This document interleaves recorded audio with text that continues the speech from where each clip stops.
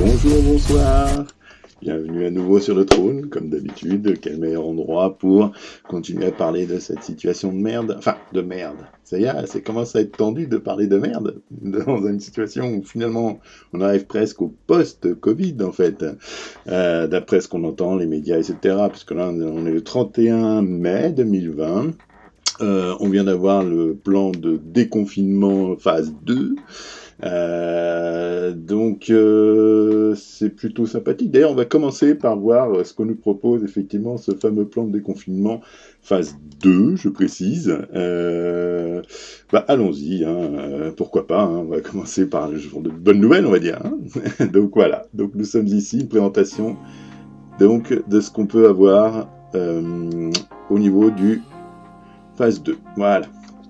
Donc ça à partir de 2 juin. Donc je vous rappelle, on est le 31 mai aujourd'hui. On nous a annoncé ça hier. Enfin, pardon, jeudi. Non, je sais même plus, tiens. Oui, du jeudi pour le lundi, comme ça. Sachant que lundi, c'est Pentecôte, donc ce sera pour le mardi. Donc voilà, nous avons ça en zone verte. En fait, tout ouvre, on redevient à une ambiance normale. Voilà, le petit schéma. Tout est au vert, vous voyez. Tout est bon, tout est nickel. À partir du 2 juin. Pour la zone verte, vous savez, pour Bison Futé version Covid. Alors, pour les zones oranges, tout est là. Les terrasses, on a le droit d'ouvrir qu'en terrasse, pas à l'intérieur, toujours. Vous allez voir pourquoi. Donc à Paris, c'est la seule zone en fait encore orange. Le orange est revenu entre-temps. On n'avait que du vert et du rouge, maintenant le orange est réapparu. Et à partir du 22 juin, là, voilà, on va pouvoir faire des choses. Ah là là.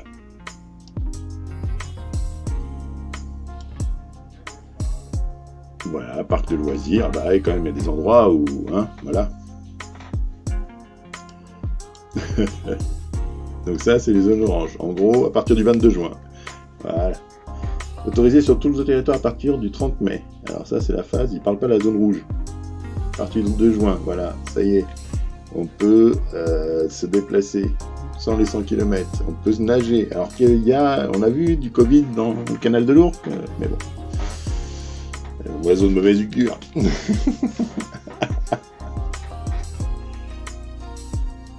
Toutes les écoles, voilà, doivent ouvrir sur tout le territoire. Voilà. Et tout ça, c'est autorisé, voilà, à partir du 2 juin, mais selon effectivement l'indicateur orange,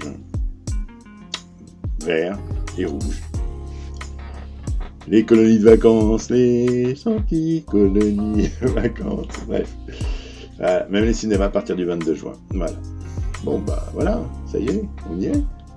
Ah oui, pardon, voilà, ça, il y a quand même des interdictions. Voilà, ça c'est, voilà. Donc, de contact, parce que le foot on peut, mais est-ce que c'est du contact aussi? Oui.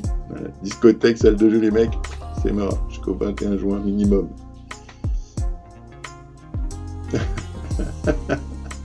Allez, Dom-Tom, désolé, Voilà. C'est ça. Donc voilà. Ah là là. Donc ça, c'était pour la partie donc annonce. C'était en dessin de ce qu'on nous a annoncé pour la phase 2 du déconfinement. Voilà, qui est prévu. Prévu à partir du 2 juin. Annoncé donc hier. Donc voilà, vous avez pu voir, si vous voulez revoir la séquence, vous revoyez la séquence explicative. Il n'y aura pas de souci là-dessus. Voilà, vous pouvez l'utiliser sans problème. Donc comme d'habitude, en fait, dans mes vidéos, comme elles sont particulièrement longues, à chaque fois je peux faire des vidéos en fait en disant qu'elles sont très courtes, etc. Non, en gros, elle sera longue peut-être. Mais du coup, je ferai des index, comme je fais d'habitude. Donc, je mettrai, par exemple, là, la partie des chiffres. Voilà. Comme d'habitude, traditionnellement, j'ouvre toujours mes vidéos avec les chiffres. Donc, ce sera les chiffres et je mettrai les liens pour les index. Donc, les chiffres, etc., par thème. Donc, en fonction du timing de la vidéo, vous pourrez zapper les trucs qui vous rien à faire, quoi. Donc, les chiffres, voilà. Donc, nous sommes, je répète, le 31 mai, le 31 mai donc 2020, donc on a été déconfiné la première phase le 11 mai, donc ça fait 20 jours qu'on est donc déconfiné phase 1. Donc dans le niveau communication, on parle pas de réapparition, on parle de clusters contrôlés, modifiés, etc. Mais bon, ce qui me dérange quand même dans ces clusters et dans cette communication, c'est que nous avons, revenons effectivement toujours aux chiffres. Alors, ça a encore changé, tiens, c'est pas mal. Alors voilà, je demande donc à ce que, donc où est-ce qu'on en est aujourd'hui? Donc la France, nous sommes à 28 771, d'accord? Donc, comme vous pouvez remarquer, le Brésil nous est passé devant. Eh oui, avec leurs 28 000. Alors, on nous dit partout, ouais, mais c'est scandaleux parce que 28 849, c'est pas les vrais chiffres. Ils comptent pas les gars qui sont en pleine forêt équatorienne, enfin, dans les forêts, effectivement, au fin fond du Brésil, l'amazonienne, effectivement, dans les forêts amazoniennes. Mais je veux dire, oui, ils parlent même de 4 fois ce chiffre-là. Ouais, je suis tout à fait d'accord. C'est vrai que Bolsonaro, c'est pas le gars qui inspire la démocratie. Alors, comme on dit toujours le dirigeant d'extrême droite du Brésil, hein, mais bon, il a été élu quand même à la place de Lula. Bref, voilà, élu, hein. Comme notre Macron, il a été élu aussi, hein. Voilà, c'est notre président, c'est leur président à tous. Bon, il est d'extrême droite. Benjamin Netanyahu, il est d'extrême droite, hein. Donc, hein, tout est relativisé. Quand c'est Benjamin qui parle, tout le monde l'écoute. Quand c'est Bolsonaro là, qui parle du Brésil, ouais, mais là c'est le Brésil, on peut cogner. Il est d'extrême droite. Il précise pas quand c'est Benjamin que c'est l'extrême droite. Non, ça il précise pas. Quand c'est là-bas, on peut pas. Voilà. Donc revenons donc aux chiffres, désolé. Donc 28 771 donc pour 151 000 cas.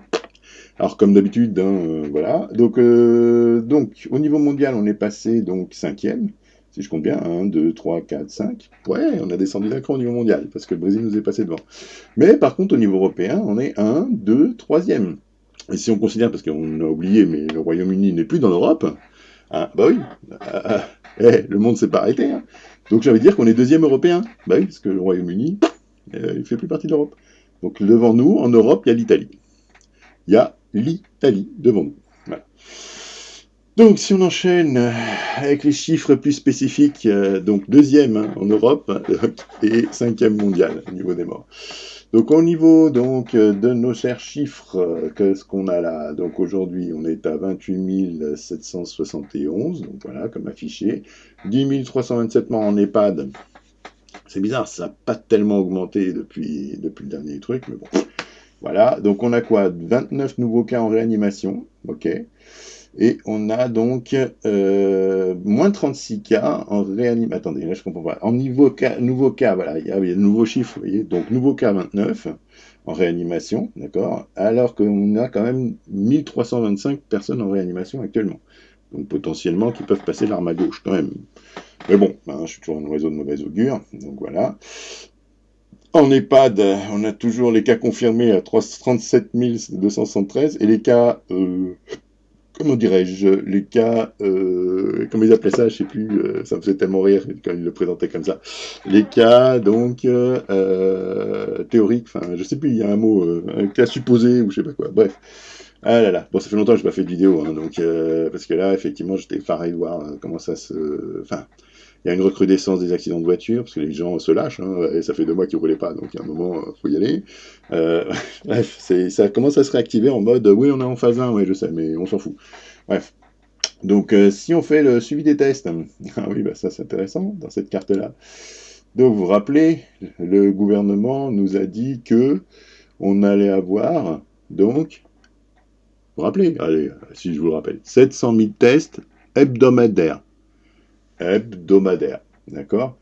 Donc, nous avons 700 000 tests hebdomadaires qui sont faits, donc, par ce qui a été donc challengé par notre gouvernement, hein, les fameux effets d'annonce. Donc là, ce que je vois, on a 423 330 tests. Alors, il va falloir m'expliquer parce que je crois qu'on avait beaucoup plus la dernière fois.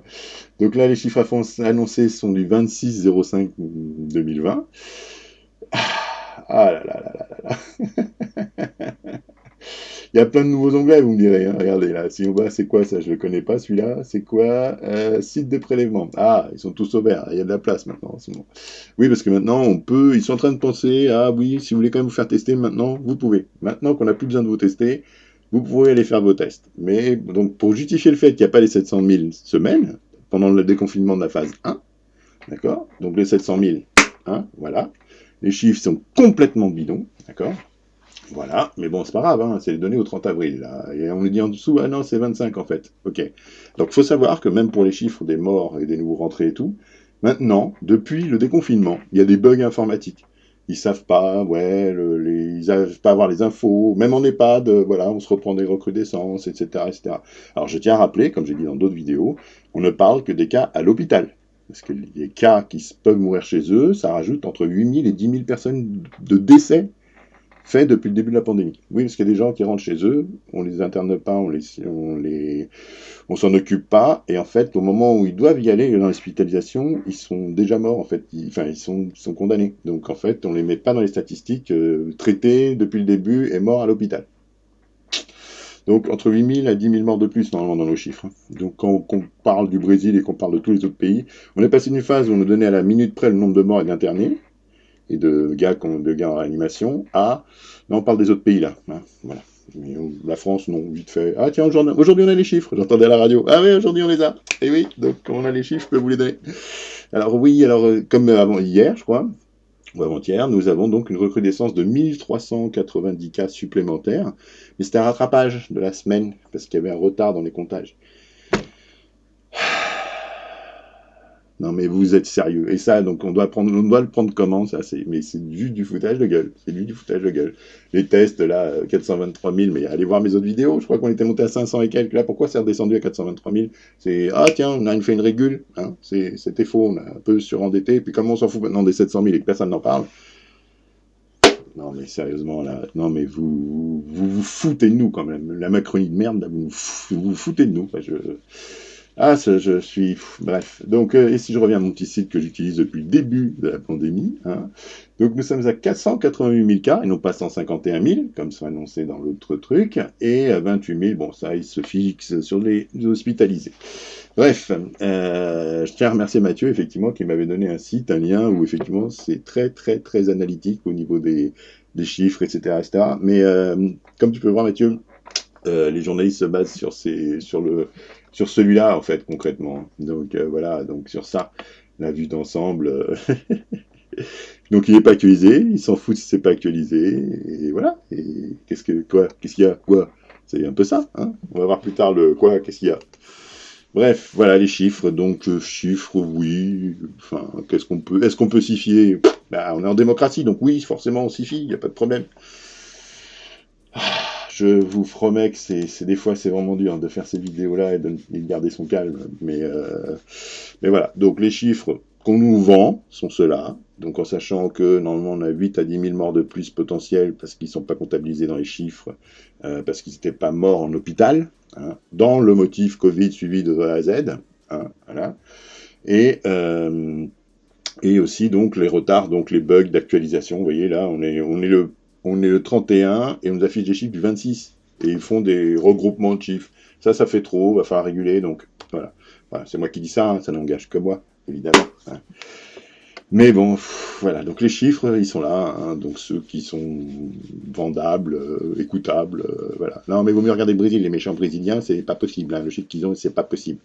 Bah, les Français, il est possible le chiffre, hein. Est-ce qu'il est possible? Donc voilà.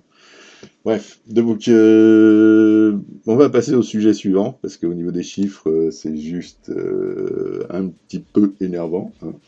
Donc le sujet suivant est voilà, l'hôpital.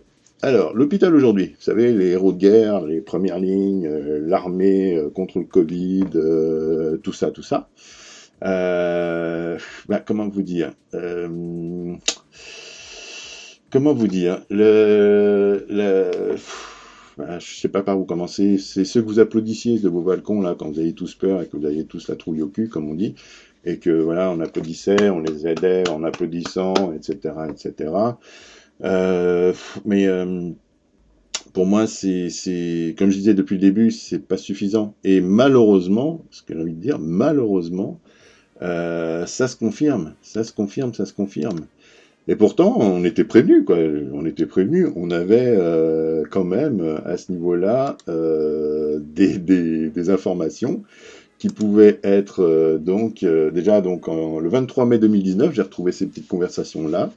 Voilà. Mais c'est vrai que cette année, ça coûte 40 milliards du fait de finalement, ils cumulent à la fois le Ça, crédit c'était et le 23 mai l'allègement 2019. définitif des cotisations. Et quand on dit allègement Oui, des cotisations, pas des charges. cotisations, Les cotisations, exact. c'est absolument révoltant. Ces gens-là sont en train C'est une d'affamer baisse du salaire l'hôpital. total, en fait. Ils sont en L'hôpital. train d'affamer l'hôpital, puisque l'hôpital vit des cotisations. Le système hospitalier a été Et construit. les retraites aussi. Et les retraites, et Voilà. les assurances chômage. C'est-à-dire que toute la protection sociale, en fait, ils sont en train de détruire.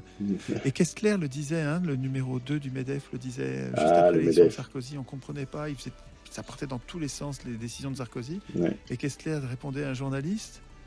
Important. Vous ne comprenez pas, mais je vais vous dire la logique. La logique de ce que fait Sarkozy, c'est de déconstruire méthodiquement tout le programme Mais il y avait du qui CNR, du Conseil national de la résistance, Il y avait c'est-à-dire qui toute la sécurité Déjà, sociale. en conseil. Et donc ça, pour c'était en Sarkozy. 2007, 2008. Voilà, Et voilà, donc, déjà. 10 ans plus tard, ils sont en train de continuer leur travail de Ah non, là, ils destruction. accélèrent, je dirais. Et nous n'avons pas de... Alors, le CICE transformé en allègement permanent, Voilà, les ça. cotisations sociales, c'était dans les GOPE C'était dans les aussi. GOPE aussi. Ouais, il faut C'était reconnaître lesquels, à Kessler C'était quand quel même GOPE qu'il a une certaine Les deux. permanence, hein, parce que moi je l'avais entendu dans une réunion privée, puisqu'il faisait partie de la réunion des sociétés d'assurance.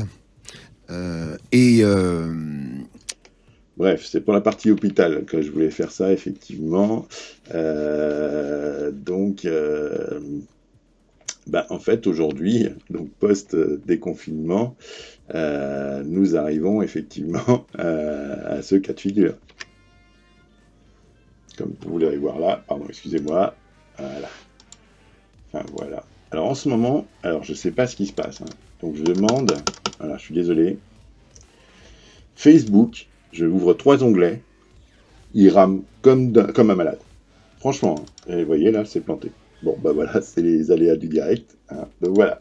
Donc je vais vous montrer, hein, comme voilà. Et ça plante direct et ça me met comme ça là avec Google à la face. Non mais sérieusement, là, Facebook, je veux bien qu'il contrôle un maximum, que la loi Avia soit en train de regarder ce que vous foutez là, mais voilà, on en est là. Alors, je reprends toute ma page, hein. Je vais faire une navigation en direct. Alors, vous voyez, pour ouvrir ma page, ouais, très rapide. Hein. Par contre, les sujets qui fâchent, ça, il est un peu moins rapide. Hein. Voilà, donc je vais redescendre, excusez-moi, hein. Donc je redescends, vous voyez, c'est super réactif. Facebook, je suis en fibre, avec une machine qui a 16 Go de RAM. Mais bon, alors c'est normal, c'est Facebook, donc c'est normal. Donc ce que je voulais vous montrer là, hein, ce qui est juste inadmissible, irez voir ma page Facebook, vous avez le truc en direct. Ah bah là j'ai carrément mon application qui plante. Ah non, j'ai eu peur. Ouhou. Eh ben oui, alors là on en est là quand même, c'est super. Donc ah là là, je vous jure, ça commence à m'énerver ce Facebook de merde. Mais putain, mais c'est juste... il va falloir trouver des moyens qui soient plus performants. Ils ont enlevé l'application native. Donc voilà, c'est ça que je vais vous montrer. Donc on va le mettre en pleine page. Voilà. En pleine page, il y a des marques. Voilà. Donc ça, c'était le... C'était quand 21 mai. Vous voyez? Manifestation. Voilà. Beaucoup de monde à soutenir le personnel hospitalier, etc. Je suis allé à Paris, voilà. Ça, ok. Robert Debré, il y avait ce monde-là. Vous n'aurez pas beaucoup de médias qui vont en parler, ça. Voilà. C'est les syndicats qui sont obligés de diffuser ça. Parce que ça, vous ne verrez pas ça à BFM TV. Vous saviez qu'il y avait autant de monde, là, qui soutenait les machins? Voilà. Voilà. Donc, on en est là.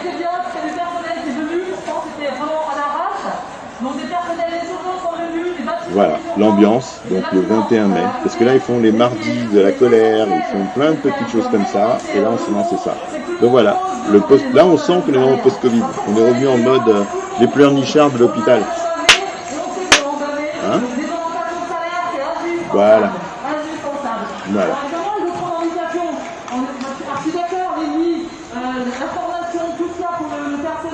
C'est ça. Bref, voilà, vous en êtes là. Bon, vous voyez, vous avez pu voir en direct les bugs de Facebook. Hein. Dès que je passe sur Facebook, c'est l'application native a été retirée de Windows. Et là, ils nous disent, ouais, on est passé par le site web. Ah là là là là. Donc ça, c'est au niveau de l'hôpital, l'ambiance, c'était juste pour dire qu'effectivement, on en revenait à voilà, les grandes manifestations, voilà. Ça, c'est marrant, les gens, ils applaudissent plus. Hein, j'entends plus beaucoup d'applaudissements. J'en vois beaucoup tous les mardis de la colère. Ça passe les réseaux sociaux pour ça. Quand j'entends des mecs qui disent, ouais, mais toi, t'es que fixé sur les réseaux sociaux. Ouais, bah heureusement qu'il y a les réseaux sociaux sur certains sujets, hein, franchement. Donc là, c'est juste ça, hein, juste heureusement qu'il y a les réseaux sociaux pour certains sujets. Donc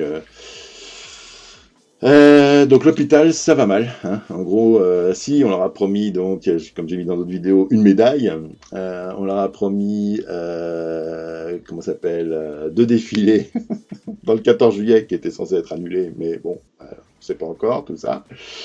Non, mais ouais, voilà, l'hôpital, on en est là. On en est là, c'est que les gars, en fait, ça y est, maintenant qu'on a plus peur, allez vous faire foutre l'hôpital, quoi. Qu'est-ce qu'il y a? Mais voilà, hein, on en revient avant. On va alors, les processus de gestion des budgets et des lits et tout continuent quand même. Hein. Donc, la gestion des masques, on va en parler un peu plus tard encore, parce qu'il y a eu des petits trucs supplémentaires, les masques. Bref, voilà. Donc l'hôpital, aujourd'hui, on en revient hein, comme avant. Hein. Donc, vous n'avez toujours pas les moyens, on s'en fout. On vous a filé des respirateurs, 30 000 respirateurs qui ne sont pas faits pour ça. Hein. Ils ne servent à rien, donc c'est 30 000 transports d'un coup, à la rigueur. Ouais. Mais voilà, les masques, maintenant tout le monde en a, il paraît. Voilà. Ah oui, j'ai encore vu ma pharmacie, je suis passé l'autre jour. Pharmacie, 50 masques, 42 €. On va me dire, ouais, bah c'est bien. Bah ouais, il faut que je claque 42 € de masques pour en prendre quelques-uns. Donc là, 50 masques. Donc ils vendent pas, vous n'avez pas des boîtes de 10 à 2 centimes? Non, vous n'avez pas ça? Non. Donc voilà. Ouais. Voilà, pour l'hôpital, il y a tellement de choses à dire, hein, donc la gestion, il va les rendre taper dans la main, vous-même vous avez dû voir dans les réseaux sociaux, les mecs qui gueulaient, voilà, qui se sentaient insultés des fois de voir Macron se pointer dans les hôpitaux pour faire genre je vous soutiens, je vous écoute, tout ça, et tiens, vous me mettez son nom, et puis on s'en fout. Voilà, donc je sais pas comment vous dire, mais c'est affligeant. Affligeant. Bref, je suis choqué, et on passe en déconfinement phase 2, là, et c'est limite, là, ça va être phase 2, c'est que les lacrymos arriveront directement faire les CRS, parce que, d'ailleurs, il y avait une vidéo, je sais pas si j'en parlerai tout à l'heure, une vidéo où, en fait, une ancienne CRS qui a fait 4 ans qu'elle est partie, on l'informe qu'elle serait peut-être réappelée en cas de besoin. Ils vont même chercher les réservistes. Les réservistes en cas de guerre, normalement. Mais là, bon, bah, ils considèrent peut-être que la guerre civile est potentiellement en place en France. Bah, si l'hôpital s'enflamme, ouais, je pense que eux, là, ouais, ils gueuleront. Oui, ils gueuleront. Je pense qu'il y aurait moyen de... Voilà. Donc là, c'est les premiers jours, vous avez vu, pour Robert Debré, il y avait quand même du monde dehors. Hein. Donc voilà. Mais bon, c'est beaucoup de syndicats, beaucoup de machins, on n'en parle pas beaucoup. Et là, c'est Sud qui montrait ça, parce que BFM TV ne montrera pas ça. Donc on en est là. C'est juste débile. Là, je passe à la partie immunité. Alors, immunité, attention, pas collective, médicale, tout ça. L'immunité, vous savez, la fameuse loi d'amnistie, tout ça. En fait, j'ai retrouvé, toujours dans Sud Radio, là, j'avais retrouvé un passage qui était assez parlant. Donc, de l'immunité, en fait, même si elle n'existe pas au niveau des lois, ben, on a ça quand même. Hein. En rebondissement sur les institutions, parce qu'il y a quelque chose de très important pour en sortir et qui ne permet pas à l'heure actuelle. Il faudra une réponse politique, mais je sais qu'à l'époque, on avait déposé un dépôt de plainte contre M. Cazeneuve et M. Valls pour leur incroyable performance en tant que ministre de l'Intérieur qui avait mis en danger les policiers et les citoyens déjà pendant la manifestation contre la loi travail. Oui, ça, et le problème, c'est le 25 avril de la 2019. justice ordinaire. Ils dépendent de la Cour de justice de la République. Voilà. Les ministres qui jugent les ministres. Qui est composé notamment de... Ah mais non, mais il y a même le premier filtre. Il n'y a même pas besoin d'aller plus loin. Il y a le premier filtre. Donc on avait réuni une centaine de plaintes, à la fois de gens qui étaient dans les manifestations, de policiers qui en plus nous on parlait déjà des suicides, on parlait déjà de l'épuisement professionnel, les heures supplémentaires, etc. Et la réponse de cette Cour de justice, que M. Hollande avait dit qu'il supprimerait, un oubli, que M. Macron avait dit qu'il supprimerait, il ne l'a pas encore fait, peut-être c'est la fin de son programme, du coup avait dit, même si tout ce que vous avancez est vrai, hein, alors, même si c'est vrai, on ne va même pas le remettre en cause, on dit que les ministres sont irresponsables. Et que du coup, vous ne pourrez pas faire appel à notre décision, vous ne pourrez pas les poursuivre. C'est ça. C'est bien le Donc cas. en fait, là, il n'y a même pas c'est bien. possibilité de faire quelque chose. Ils sont responsables, ils sont considérés irresponsables, alors que c'est eux qui sont à la tête de toute la pyramide. Absolument. Et d'ailleurs, on faudrait peut-être rappeler que c'était sous le quinquennat d'ailleurs de Nicolas Sarkozy.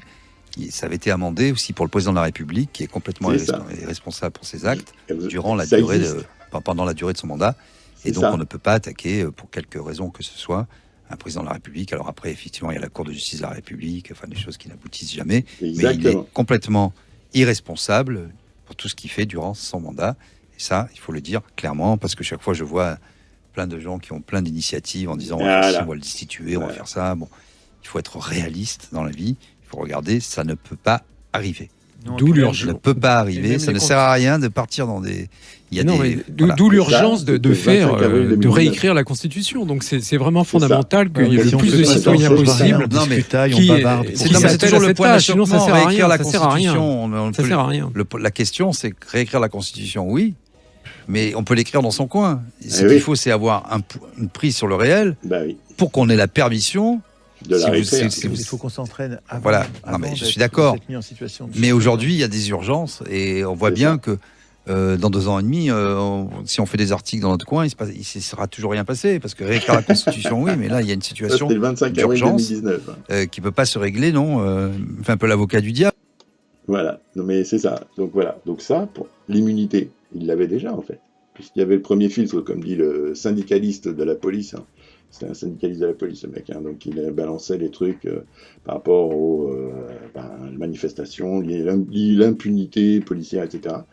Voilà, même les hauts gradés, là, même au-dessus d'eux, il y a le premier filtre, genre, ils sont classés irresponsables et inattaquables et pas de recours possible. Là, ça, c'était le petit additif à la clause d'amnistie Covid. Même sans Covid, il y avait ça. Ça me fait rire, mais je vous jure que c'est vraiment nerveux. C'est super nerveux. Je commence... Ah là là. Mais bon, donc là, on va passer à un autre thème. Notre ami Raoult. Eh oui, ça y est, le pic est parti, donc c'est bon, on est en phase de déconfinement. Donc notre cher ami Raoult, maintenant, on peut le casser. Donc là, on peut le casser sans que la population s'en plaigne. Donc, alors, on va un peu résumer un peu la situation, parce que ça a changé. Donc, depuis alors, elle date de quand ? Le 25 mai dernier. Donc, moi, j'ai ça comme vidéo. Pareil, toujours Sud Radio. Je sais pas, en ce moment, je suis à fond sur Sud Radio. Alors, je ne suis pas en direct. Je ne les écoute pas en direct, mais je tombe sur les articles. Donc là... Et du coup... Eh bien, ça s'enflamme évidemment en France, surtout ailleurs, ça s'enflamme, mais alors en France, c'est terrifiant de tous les côtés. On va en parler. Qu'est-ce qui se passe vraiment entre le protocole Raoult d'un côté, l'hydroxychloroquine, les médecins traitants, et puis vraiment le gouvernement, Olivier Véran, qui dit attention, on arrête tout parce que ça ne va plus. La guerre est déclarée et nous en parlons avec Alain Houpert, qui est sénateur Les Républicains de la Côte d'Or et médecin radiologue lui-même, et avec le docteur Violaine Guérin, qui est endocrinologue et cofondatrice du collectif Laissons les médecins prescrire. Mais auparavant, expliquez un peu ce qui s'est passé. Voilà. Revue scientifique de 7. Eh bien, alors ça porte, attention, c'est une étude rétrospective. C'est pas une étude créée pour ça. Alors, elle s'appuie sur les dossiers médicaux électroniques provenant de 671 hôpitaux sur 5 continents. Plus de 96 000 dossiers de patients hospitalisés pour Covid-19 entre le 20 décembre 2019 et le 14 avril 2020. C'est intéressant, le 20 décembre, il y avait déjà des patients un peu partout, en tout cas hospitalisés. 20 décembre 2019. Rappelez-vous, on n'en parlait pas, paraît-il, en février. Non. Et en plus, alors, petite question qui gratouille comme ça et qui chatouille, mais je croyais que le protocole Raoult, pour ne parler que de lui, ne s'appliquait qu'au début, pas quand les patients étaient déjà à l'hôpital, non pas en stade terminal, mais en stade de réanimation. Alors voilà, on y va, on fait donc ces études, et ils ont constaté, toujours Dixit Lancet, que 16,4% de décès pour la chloroquine seule, 22,2% quand elle a été combinée à l'antibiotique, notamment azithromycine. Et donc, voilà. Alors, attention, ils finissent en disant, les auteurs quand même, parce que c'est The Lancet, et ils finissent en disant, attention, il y a des limites. On est prudent, les essais cliniques randomisés seront nécessaires avant de pouvoir tirer des conclusions sur les avantages ou les inconvénients de ces agents chez les patients atteints de Covid-19. Donc, ils sont très précis. Mais Olivier Véran, lui, dès samedi, il saute. Il saute là-dessus et il dit en Twitter, suite à la publication dans The Lancet d'une étude alertant sur l'inefficacité et les risques de certains traitements du Covid-19, dont l'hydroxychloroquine, j'ai saisi le Haut Conseil de la Santé publique France pour qu'il l'analyse et me propose sous 48 heures, ça veut dire là aujourd'hui ou demain, une révision des règles dérogatoires de prescription. Je rappelle d'ailleurs que l'hydroxychloroquine est interdite de prescription aujourd'hui en dehors des hôpitaux. Chez les médecins de ville, etc., il n'y en a pas. Alors, on va en parler avec les auteurs, mais j'aimerais déjà avoir la réaction d'Alain Houpert. Bonjour, monsieur le sénateur. Bonjour, André Berkoff. Alors, Alain Houpert, que pensez-vous de ça et des polémiques que ça a suscité? Voilà encore une étude, je vous mettrai le lien, parce que les partisans du docteur Raoult sont montés au créneau. Mais qu'est-ce qui se passe? On n'y comprend plus rien. Donc, jamais on a vu une querelle scientifique tourner à l'affaire Dreyfus à ce point. C'est ça, l'affaire Dreyfus niveau scientifique. Oui, vous le dites bien, parlons vrai. On s'aperçoit, comme le dit Yvan Rioufol dans le Figaro, que l'hydroxychloroquine est la bête noire des élites. Voilà. Le problème, il se réduit du Covid, il se réduit à un paradigme simple. C'est-à-dire qu'on a deux médecines, une médecine officielle gouvernementale qui interdit l'hydroxychloroquine et qui prescrit du Doliprane en face d'une médecine empirique incarnée par le professeur Raoult. Et puis les Français, pendant 2 mois, ils ont vu sur leurs écrans s'affronter un gouvernement qui a accumulé les erreurs, les mensonges, les masques, en face d'un professeur de médecine atypique dont le protocole est simple, économique, disponible, et il était le reflet inversé de ce qui est mis en place officiellement. Voilà. Et cette étude, je ne veux pas rentrer dans une polémique, parce que souvenons-nous que le gouvernement a quand même osé faire une étude pour prouver que le premier tour des élections n'était pas le même genre d'étude. Une causalité de l'infection par le Covid, alors que la campagne a été dramatique. Et puis surtout... le résultat des élections où tout le monde était mélangé à la sortie des urnes. Donc je vous laisse la vidéo, parce que là effectivement je vous laisserai le lien de la vidéo, parce que à ce niveau-là c'est intéressant de voir tout, parce qu'il y a les 2 médecins qui interviennent. Alors c'est pro Raoult, puisqu'effectivement ils ne comprennent pas cette décision de dernière minute, cette façon de s'enflammer, de dire il y a le Lancet qui a publié ça, 93 000 cas, machin. Alors on peut dire putain c'est vrai, les mecs ils surveillent ça depuis décembre, 93 000 cas, dossier informatique et tout. J'aurais été d'accord. Dossier informatique. Alors, par contre, entre-temps, ils ont eu Raoult, les mêmes gars. Ils ont appelé Raoult et puis ils lui ont demandé son avis, qu'est-ce qu'il en pense en fait de son côté. Donc là, ils demandent la réponse de Raoult et quel est son ressentiment. Et vous connaissez Raoult maintenant, le gars, il se démonte toujours pas, il répond simplement aux questions. Là comme ailleurs, à une remise en cause de la crédibilité d'un certain nombre de choses. Pour moi, le New England était un très grand journal. Voilà. Honnêtement, la première publication sur le Remdesivir, c'est une chose qui ne serait pas passée dans un journal de très très bas niveau. C'était le premier médicament gouvernemental. Vous vous rendez compte, on dit qu'avec parmi les gens perfusés, il y en a 8 qui ont disparu. Il y en a la moitié dont on ne pensait pas qu'ils sont devenus au bout de 20 jours. Je rappelle que le Remdesivir, c'était le médicament présenté par les laboratoires Gilead et que l'OMS avait recommandé en mars. L'OMS, on en parlait de ça. Oui, sans qu'il y ait d'ailleurs à cette époque le moindre patient inclus. Donc c'est recommandé par l'OMS sans aucune expérience clinique.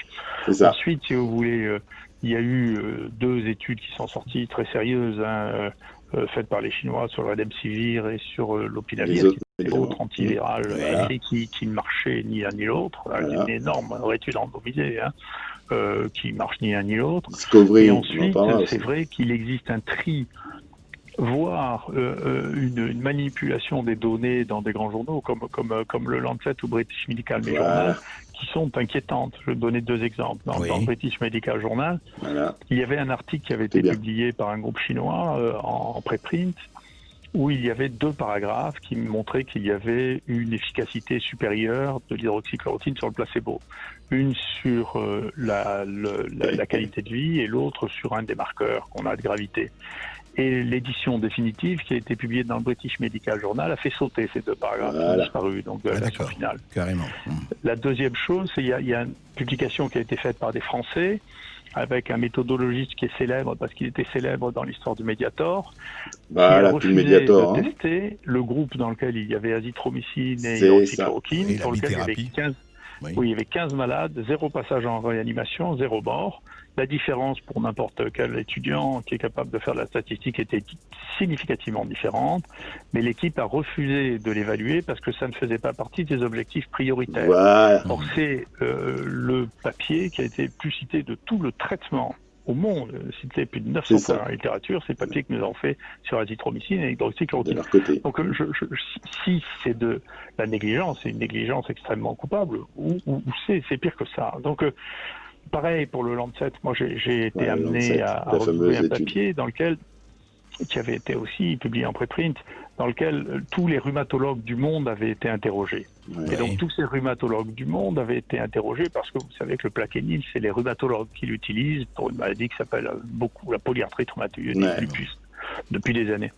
Et donc ils ont collecté plus de 900 000 observations de gens traités par de l'hydroxychloroquine pendant plusieurs années, et ils ont comparé ça à un groupe témoin de gens qui étaient traités par un sulfamide en comparaison avec 350 000 cas. On ne peut pas avoir une étude supérieure à ça. Eh bien, il n'y a aucun accident cardiaque supplémentaire chez les gens qui ont été traités par hydroxychloroquine chez 900 000 personnes.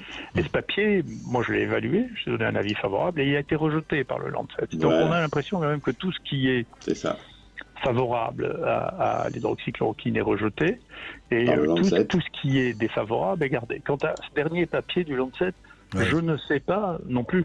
Il faut vous dire que j'ai été rédacteur en chef d'un certain nombre de journaux scientifiques, et je fais partie de l'éditorial board de la plupart des journaux scientifiques qui parlent des maladies infectieuses. Donc je passe mon temps à reviewer et à choisir des papiers.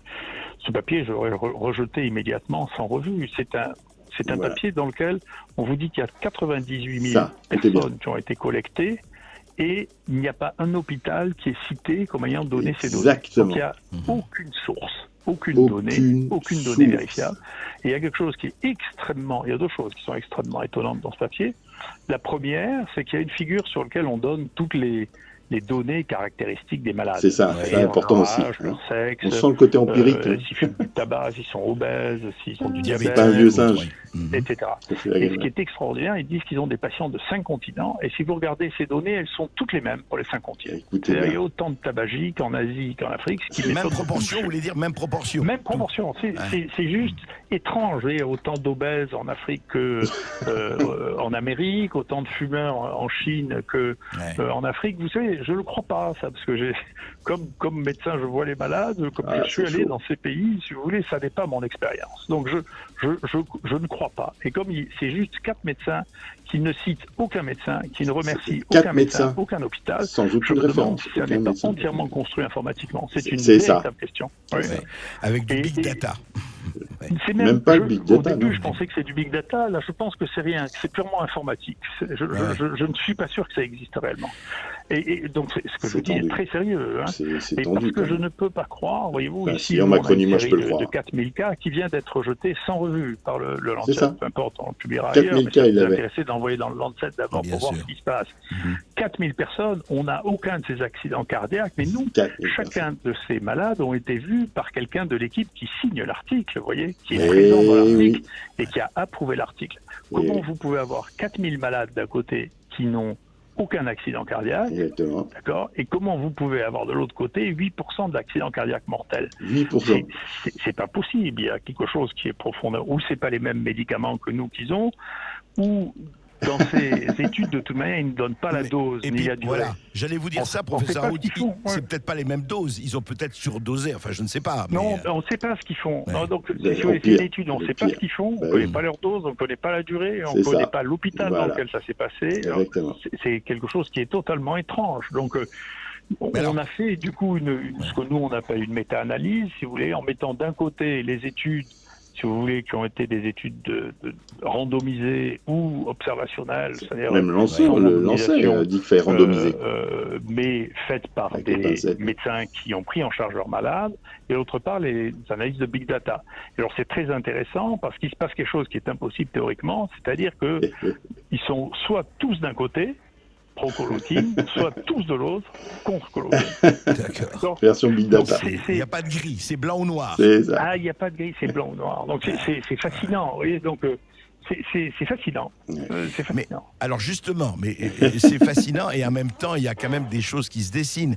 À partir de ce Lancet, de cette étude que vous avez analysée, dont vous avez montré les failles, et vous n'êtes pas le seul, parce que beaucoup de gens s'y sont attelés et on a vu cela, eh bien, là-dessus, l'OMS dit hydroxychloroquine terminé. Le ministère de la Santé dit hydroxychloroquine. À partir de là, tout de suite, je déclenche l'alerte rouge. Et enfin, le Haut Conseil de la Santé publique interdit. Alors, interdit, ça veut dire quoi? Ça veut dire, en fait, professeur Raoult, que personne n'aura le droit, pour le Covid-19, évidemment, on n'aime pas interdire pour le lupus et la polyarthrite, mais pour le Covid-19, on ne pourra plus utiliser un médecin, n'importe, utiliser l'hydroxychloroquine? Ça ne veut pas vraiment dire ça, parce que ça serait revenir sur la liberté de prescription des médecins qui est toujours individuelle et qui est toujours l'objet d'un rapport entre un médecin et son malade. Donc le médecin de ma femme m'a dit, si vous l'avez, on aura le médicament interdit. Recommander. Bien sûr, moi, j'ai jamais recommandé. J'ai dit ce que je faisais, mais j'ai jamais recommandé un traitement. Oui, chacun fait ce qu'il veut, oui. Et ensuite, chacun fait ce qu'il veut. Simplement, les gens qui ont le droit de prescrire ça, il y a une liste limitative qui n'est pas très limitative d'ailleurs, des gens qui ont le droit de prescrire ces médicaments, et les médecins généralistes ont le droit de poursuivre les ordonnances qui ont été réalisées par ces médecins spécialistes. Donc, pas livré. Ça change rien, à votre avis, ça change rien ou pas? À mon avis, ça change pas grand-chose, d'autant que pour vous dire la vérité, des cas de Covid-19, il n'y en a plus beaucoup. Hein. Voilà, donc, si vous voulez, ça me paraît... encore une fois, hein, moi j'ai dit souvent, je voudrais pas... J'ai eu l'occasion de voir de près un ministre de la Santé, de voir d'un peu plus loin des autres. Je ne voudrais pas être ministre de la Santé parce que je trouve que c'est un métier impossible. Hein. C'est un métier très difficile et donc je plains tous les gens qui font ce métier-là. Parce que vous devez répondre à trop de sollicitations. Moi, j'ai vu, il y a des cabinets qui disent il faut vous protéger, monsieur le ministre, et qui parfois le noient au lieu de le protéger, si vous voulez. Il faut prendre des décisions très rapides parce qu'il y a... Bref. Je vous laisserai le lien de la vidéo. Donc là, c'est la réponse de Raoult à Sud Radio et au comportement qu'a le gouvernement. Donc je résume. Ils arrêtent tout. Sous le fait que Lancet est publié sur 93 000 cas depuis décembre, dans les conditions décrites par Raoult, là, dans sa réponse, il y aurait des cas cardiaques, d'accord, 8% des cas cardiaques. On ne sait pas les dosages, à quel moment ça a été prescrit. Comment c'est utilisé et comment c'est rentabilisé. Et comme il dit, c'est bizarre quand même, parce qu'il y a autant d'obèses en Amérique qu'en Afrique, autant de fumeurs, c'est les clusters, ils ont pris un format et ils ont dit, on va prendre ces dossiers médicaux, et c'est exactement tous les mêmes selon les 5 continents. Faut arrêter de nous prendre pour des cons quand même. Et puis là, il y a une levée quand même de gens qui disent, mais arrêtez de faire ça, c'est juste impossible. Eh oui, mais il faut prévoir, il faut qu'on nous vende un autre traitement plus sûr, plus cher, plus big pharma, en attendant le fameux vaccin qu'on a déjà demandé 5 milliards pour la création de ce vaccin et qui en réclame 7 fois plus pour pouvoir le créer proprement, le vaccin. Voilà, donc on en est là. Raoult 3, c'est ça, c'est le retour de la vengeance de Véran et de ses copains en mode Big Pharma et mes actions chez Big Pharma pour les protéger. Donc là, ils ont tac, non, interdit chloroquine, on arrête tous les trucs. Discovery, pourquoi ils n'en parlent pas de Discovery? C'était ça qui devait être l'excuse contre Raoult. Discovery, ils ont tout arrêté. Ça fait pétard mouillé. Donc, pétard mouillé, les mecs, il n'y a plus de nouvelles. Ça devait être international, il n'y a plus que des Français dedans, il y a un Roumain. Et ils n'ont pas le suivi du Roumain. Et les Français, ils n'ont toujours pas de suivi. Ça fait 2 mois, ou je ne sais plus combien de temps que ça dure. Allez chercher sur Internet vous-même, Discovery, on en est où, hein? Bref, donc c'est juste... mais c'est bien, ça me permet de faire la transition, là. Bon, pour Raoult... moi, je prends ma position, merci Raoult, j'en ai pas eu besoin, mais avec ce qu'il a annoncé comme chiffre sur les 4000, etc., qu'il fait depuis le début, toujours au quotidien, qu'il était sollicité, il répondait à ceux qui ne filtraient pas et qui réinterprétaient pas ces trucs. Donc 4000 cas confirmés, soignés, avec 0,5% de mort dans le bon timing pour prescrire.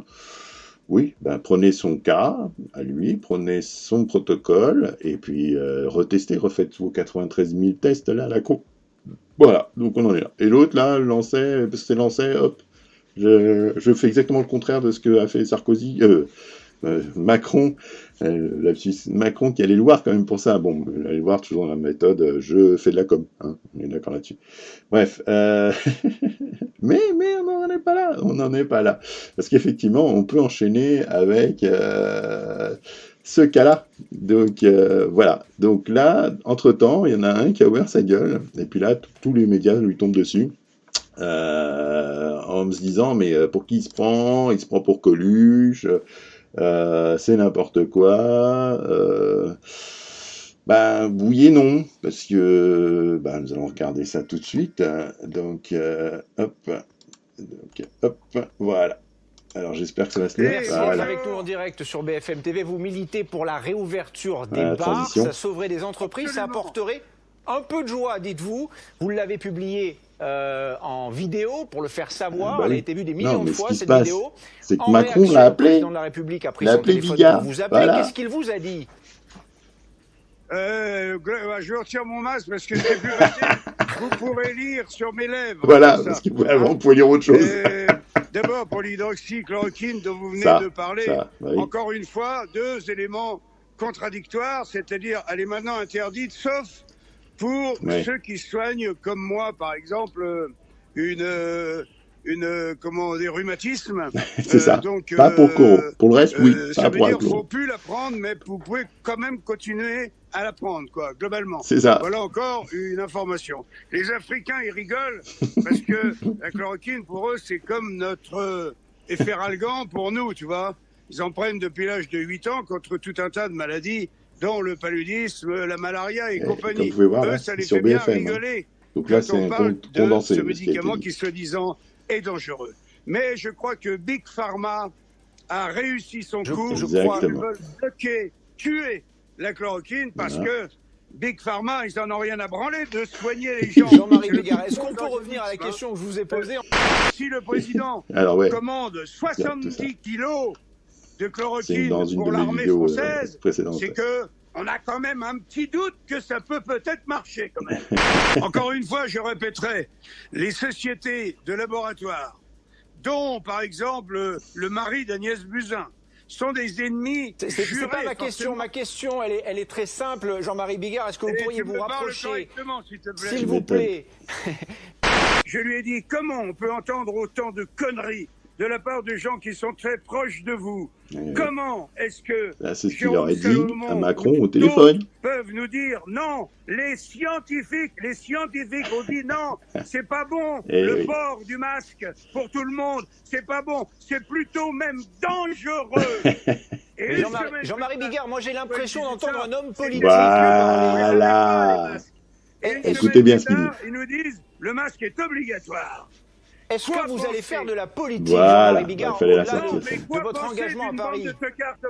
C'est ça. Ils disent tout et leur contraire. C'est pour ça que j'ai dit, je reprends ton expression, Emmanuel, t'as qu'à traverser la rue pour avoir du boulot. Et bien là, t'as qu'à traverser la rue pour prendre n'importe quel tocard qui sera meilleur que cette bande de menteurs. Et les plus dangereux sont les menteurs. Un rapport qui dit que la fraude fiscale a été augmentée de 183%. 45 milliards d'euros. Ni le Parlement ment, ni le gouvernement ment, ne s'en occupe. On n'en a rien à branler de 45 milliards, franchement. Jean-Marie Bigard, au-delà de la fraude parce fiscale... Parce que là, ça dure, l'interview dure, je crois, 45 minutes. Donc on en est là. Et c'est juste voilà, donc Bigard s'est fait interviewer comme ça. Et le journaliste a dit, mais on sent le politicien en vous, Jean-Marie, ça vous dirait de faire la politique? Et là, depuis ils ont tous retenu que, ah ouais, il y a Bigard qui fait comme Coluche, il veut se présenter aux élections. Et BFM TV, là, donc c'est pareil, c'est toujours les mêmes qui font l'orientation des... J'avais pris un exemple où on parlait de l'interview par BFM TV de, comment il s'appelle, de Raoult, où lui, il restait dans sa ligne et il s'en foutait. Et d'ailleurs, ça faisait chier la journaliste de BFM, parce qu'elle n'arrivait pas à l'englober dans son truc à elle. L'autre, là, il a réussi, c'est une démonstration. Alors, mais parler comme un politicien, est-ce que ça vous dirait de faire de la politique? Bigard, il a répondu, tiens, mais pourquoi pas, en rigolant. Mais les autres, non, Bigard veut faire de la politique, Bigard veut se présenter aux élections. Et alors, ce qui me choque, mais alors ça, c'est la partie la partie, comment dirais-je, comment on peut appeler ça? La partie, bref, le showbiz, la Macronie, mais version autour, dans le domaine du showbiz.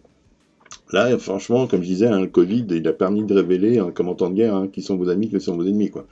Bah, là, pareil, on a ce cas de figure-là, voilà, donc, ici, où est-ce qu'il est, mon petit, voilà, donc, je vous montre un bon ami à Bigard, enfin, bon ami, je sais pas s'il le restera. Il m'arrive d'échanger des messages avec le président de temps en temps. Ouais, J'ai reçu un message du président, il y a un mois à peu près, qui me disait qu'il avait vu que Bigard avait été brimé, on l'avait empêché de parler ou je sais pas quoi.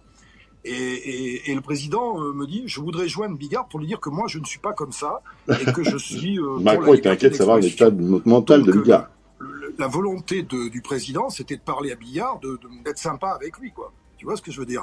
C'est-à-dire de lui dire, voilà, mais en aucun cas, ça passe, ça Macron n'a appelé Bigard pour lui parler de politique ou pour le consulter sur quoi que ce soit. Il se trouve que, d'après ce que j'ai compris, Jean-Marie a profité du truc pour lui parler d'autre chose, mais je te cache pas que je crois que le président est quand même assez fâché d'avoir eu de la gentillesse pour Jean-Marie. Moi, ça reste mon ami, Jean-Marie. Mais là, je crois qu'il a déconné un petit peu parce que le président l'a appelé par gentillesse pour le soutenir, lui dire que la liberté d'expression, il y tenait.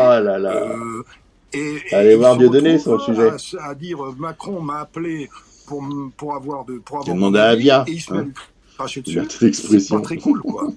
Pour moi, moi qui suis à l'intermédiaire de ça, simplement pour c'est lui qui aurait filé son numéro. C'est pas du tout le but de l'appel de Macron n'était pas je vais appeler Bigard pour lui demander son avis, etc. C'était pour lui dire voilà la liberté d'expression, moi j'y tiens et je sais qu'on me fait des misères pour ça et voilà. Après que c'est amené à ça, il y a que BFM qui parle de ça comme ça, donc. Là-dessus, faut qu'ils arrêtent. Mais voilà, c'est ça. Là, après, il y a Hanouna, oui, c'est pas bien ce que t'as fait, tout ça. Les gars, il a profité de l'avoir. Déjà, je pense que t'as Macron qui t'appelle, alors t'attends pas son appel. Voilà. Et t'es un peu vénère. T'as Macron qui a ton téléphone, l'autre il balance tout ce qu'il a balancé, donc je vous mettrai le lien, l'interview BFM complète. Et donc il s'est vanté, effectivement, que, voilà, j'ai pu lui dire ça, etc., etc., d'arrêter de prendre des gens pour des cons, d'arrêter de prendre enfin, de faire ton Macron, quoi. Voilà, d'arrêter d'être en Macronie, là. On est quand même en Covid. D'accord, on est en train d'en sortir d'après les chiffres, les machins. Non, parce que, je rappelle quand même, s'il y a une deuxième vague, on vise les 80 000 morts. Officiels, on va dire, comme ça.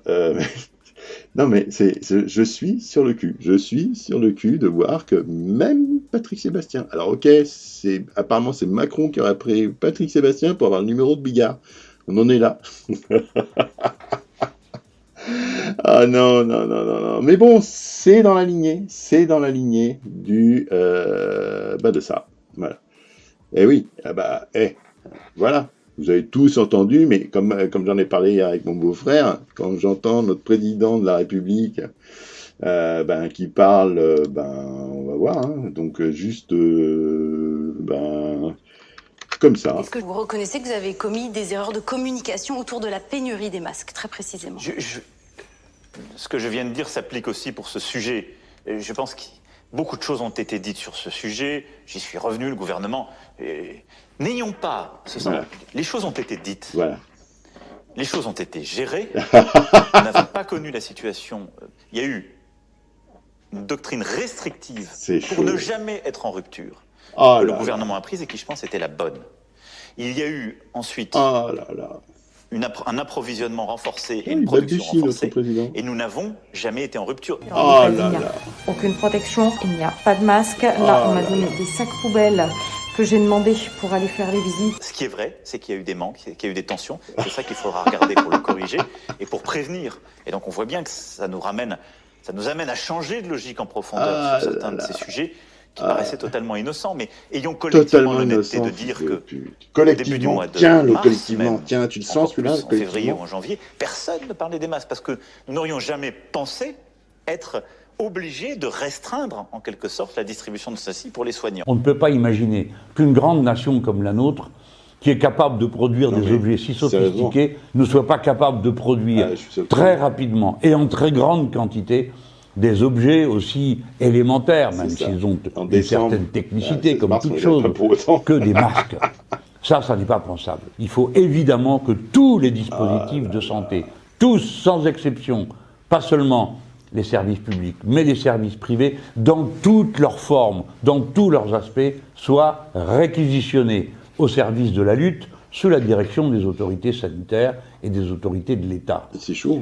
Cette méthode-là, la décision de mobiliser certains moyens de production pour produire les millions de masques dont nous avons besoin et les autres instruments de la vie quotidienne qui permettent de traiter l'épidémie. Bref, très sérieusement, donc avec le confinement, avec confinement, les masques qui n'étaient pas obligatoires, qu'ils le sont devenus, qu'ils ne le sont pas redevenus, avec les 700 000 tests qu'on n'a pas, avec toute cette gestion crise qui fait l'essence même de toutes mes vidéos, quand j'entends dire, oui, on va le faire comme ça, peut-être que c'est plus compréhensible, il n'y a pas de pénurie de masques, il n'y a jamais eu, j'ai envie de dire ça.